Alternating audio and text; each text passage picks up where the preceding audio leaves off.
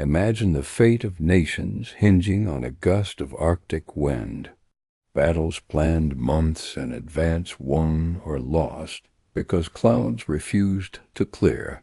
In World War II, behind the tanks and bombers, an invisible front decided the timing of invasions and the survival of fleets.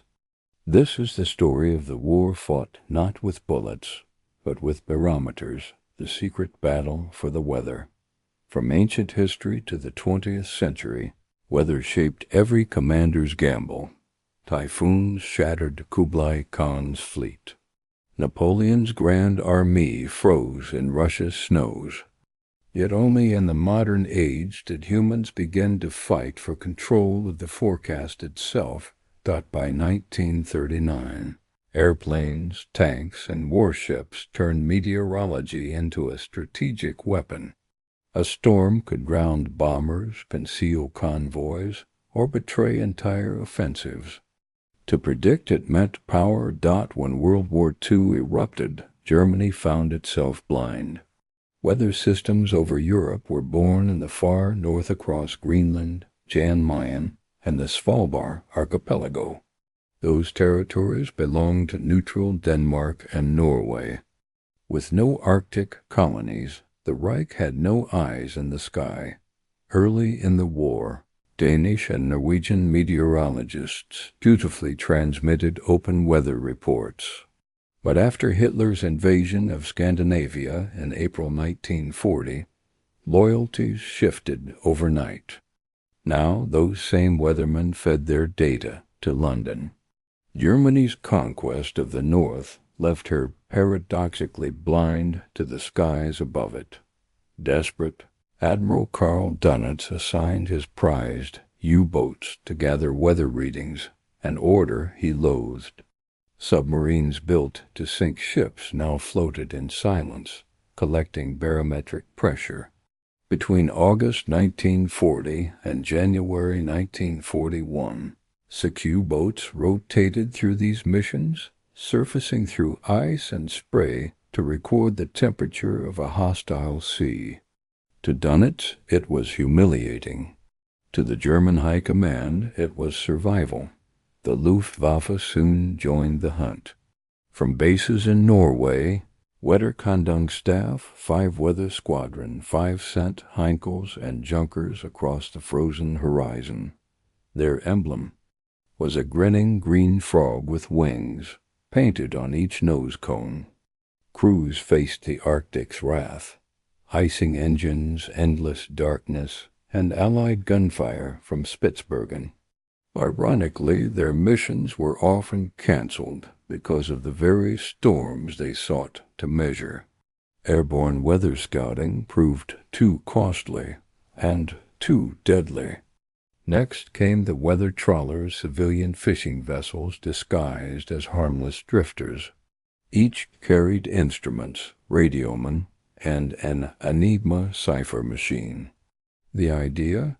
Hide in plain sight, gather data, and vanish into fog. But British codebreakers were listening. One by one, Royal Navy destroyers hunted the trawlers down. Every capture brought not only weather logs, but Enigma rotors, the mechanical secrets that would help Allied cryptanalysts unlock Germany's codes. What began as meteorology turned into one of the great intelligence coups of the war. The Germans, unaware, kept sending trawlers to their doom. Far to the north, a volcanic island called Jan Mayen became the next prize. After Norway's fall, 4 Norwegian weathermen there switched allegiance to Britain. Fearing a German landing, the Royal Navy dispatched the gunboat Fridtjof Nansen, only for it to run aground and wreck itself on unseen reefs. Stranded through the polar winter, the Norwegians survived on polar bear meat until rescue arrived. When they left, they destroyed their equipment so no German hand could use it. But Berlin noticed the silence. The Abwehr formed a special weather, Kommando Sonderkommando Graf Finkenstein, to occupy the island. Their trawler Henrik Fries slipped from Trondheim in November 1940, braving storm and darkness. British patrols were waiting. The cruiser HMS Naiad caught the trawler before it could land. Cornered among lava rocks, the Germans scuttled their ship. Survivors staggered ashore only to meet a British landing party. The Arctic had claimed another secret mission. If Jan Mayen was a graveyard, Spitsbergen was a chessboard.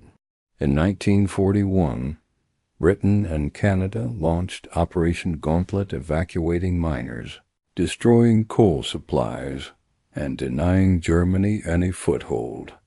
The Germans soon returned, slipping weather teams onto the island's icy beaches.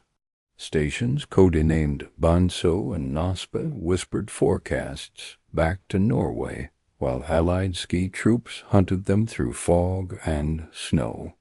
In 1943, Hitler sought a grand gesture operation, Zitronella. The battleships Tirpitz and Scharnhorst thundered against Spitsbergen, shells lighting the Arctic night. Towns burned, Norwegians fell, and the Reich briefly raised its flag. Yet within days the fleet withdrew, leaving nothing but ruin and a lesson. Weather outposts were never worth the cost. To the west lay Greenland vast, frozen, and officially Danish. After Denmark's fall, Governor Eske Brun declared de facto independence and warned that Germany might seek bases there. With American help, he formed the Northeast Greenland Sledge Patrol, 15 men with sled dogs, rifles, and iron resolve. Their task guard 1,600 miles of coastline from invisible enemies. In 1941, U.S. Coast Guard cutters joined the mission. They intercepted the Norwegian trawler Busko, captured a German weather team, and seized codebooks, the first American naval prize of the war. 2 years later, Germany struck back. A new weather party, Holzauge, landed on Sabine Island, not far from the Sledge Patrol base. Skirmishes flared across the glaciers. When one patrolman was killed and others captured, Governor Brun turned his civilians into soldiers, the Greenland Army, the smallest in World War II. Eventually, U.S. bombers obliterated the German camp, and surviving weathermen fled across the ice. One, Dr. Rolf Sens, was captured, proof of how far the weather war had reached. Even as Germany collapsed, the Arctic campaign continued.